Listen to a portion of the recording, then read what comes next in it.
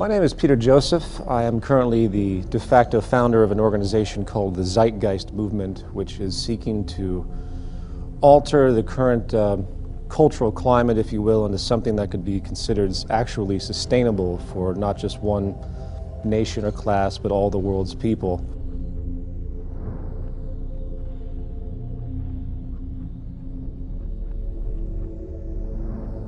We live in a paradigm now where we have society operating on the idea that we can grow infinitely.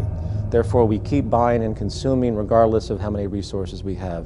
This creates a collision course with nature, which the world is figuring out right about now on many levels, that the Earth is essentially a closed system. It took billions of years to create the minerals we have. It took many, many hundreds of millions of years to create the fossil fuels which govern everything we have. And amazingly enough, we've created this system where we're using all of our resources to create the economic growth required to sustain employment and everything else. And simultaneously, we're diminishing our resources at a near exponential rate, it seems, as population continues to grow. And no one seems to understand that it's an absolute clash, and that eventually we're going to run out of pivotal resources, and eventually you're going to see things, I don't know, like the human population start to dwindle down.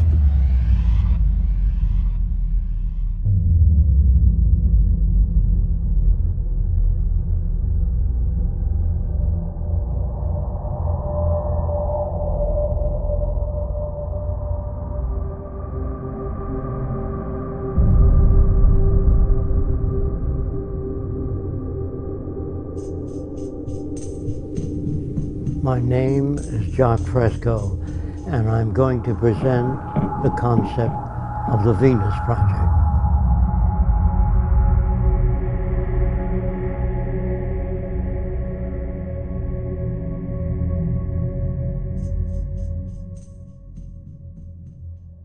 If you don't want war, if you don't want poverty, hunger, unemployment, you have to declare all the Earth's resources as the common heritage of all the world's people. All the artificial boundaries have to be removed so that people can travel anywhere. It has to be a global society. There are many people that feel, well, let's develop each country. You can't do that, because if the Russians do experiments with nuclear materials and the Chinese, that air goes all over the world. So it's very hard to work independently. So I would say, if you want these things, you have to change the way your society operates.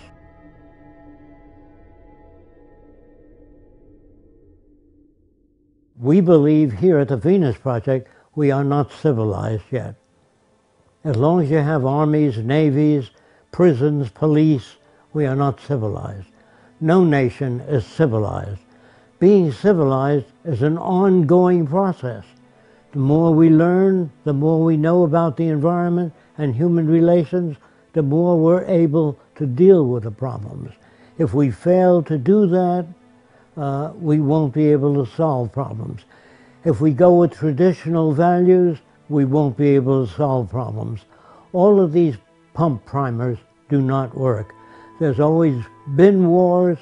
The wars have continued to get worse, even though the universities today have the most sophisticated equipment in the science labs, the architectural labs, all the labs, and the wars are getting worse. The explosives are getting worse. Since the atom bomb, the explosive power is much worse. So there's something definitely wrong with all cultures. When I say wrong, I mean that the system doesn't work. Now, to talk about a system that does work is a little foreign to our habits of thought, so I'm going to try to explain how we make decisions. Actually, we don't make decisions, we arrive at them. The only way a real society can operate, period, is in a steady state economy, meaning you don't have the mechanism of constantly needing to do anything other than being sustainable in your everyday living and having society recognize the attributes of sustainability rich are required. That's the value system orientation needed to create a stable society. As a brief extension of this, we live in a materialistic culture. We live in a culture that's predicated on inferiority and people thinking that they need more and more and more because of many reasons, because of someone else having more, status-oriented issues, so on and so forth. And that fuels into this mechanism of the growth economy, of getting more and more holidays, people give each other gifts. These are inventions for economics. As long as we use money and the bottom line is profit, then those who control the money are able to make the laws in their favor. And that means that they really don't care about people. They care about wealth, property, and power when that is the main incentive. So when we use a monetary system, there is no justice within this system. There's no making this system equitable. What we need is an entirely new system that we call a resource-based economy.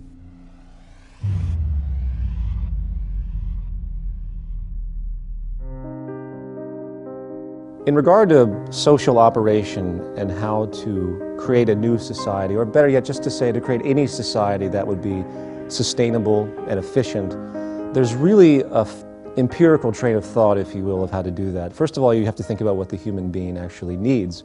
We require resources at the bare minimum. We require food, water, etc., as we all know. Therefore, resources become the most paramount subject. Resources, in fact, should be the foundation of any economic structure. So what do? If you consider that the Earth is a closed, finite system? First thing you have to do is do a survey of the Earth's resources and the carrying capacity of the environment. If you produce a population far in excess of the carrying capacity of the environment, you're going to have trouble. You're going to have malnutrition and all the problems that go with it. So first we have to find out what can each successive environment carry and maintain a population in accordance with the carrying capacity of the Earth, not what I like or somebody else likes or some politician's notions. It has to be based upon the carrying capacity of the Earth. To organize a structure based on the intelligent management of the Earth's resources, you start from essentially the base level of where is everything. So you look at the planet, you say, okay, we see we have iron ore here, we have petroleum deposits here, if we were using petroleum at that point in time. In the future, hopefully will not be because it's damaging. We have places for great wind energy here. You get the point. We can assess the entire environment of what we currently use based on our technological facilities at that point, and we start to create a structure of analysis, maintenance, and management, and basically monitor and understand what we have. Then we can design the parameters for the new society. Without a survey, we couldn't do that. Survey means physical disabilities, all the known diseases. That tells us how many hospitals we have to build. Of course, the survey would include available materials. Otherwise, if you just sit down, turn out a hospital or turn out a social plan, not based on what you have, not based on what Fresco believes, only statistical evidence. The end of what's your opinion should have been gone in 1927. Then you move to the next level. How do we utilize resources in the most efficient way? Technology is the methodology to harness any type of resources we have. Technology is the growing intellectual field that allows us to know how to manipulate our environment for our betterment and to be more sustainable, hopefully. So what we do is we utilize our technical information, and then we analyze the planetary resources. Then we build from the ground up an entire infrastructure, not based on the whims of any type of ideology, capitalist, socialist, fascist, whatever, what have you, communist. You do it based explicitly on the most efficient means to do it with the most peak efficiency possible based on the technology available at the time, the intellectual resource of the time. You have peak efficiency and sustainability as your goal. You just simply weigh all parameters when you analyze anything, and then you're going to build a society that is essentially, for lack of a better expression, perfect. It's not perfect at all because things are going to constantly change, but it's the best you can do at that point in time, which I think would be a variance of perfection.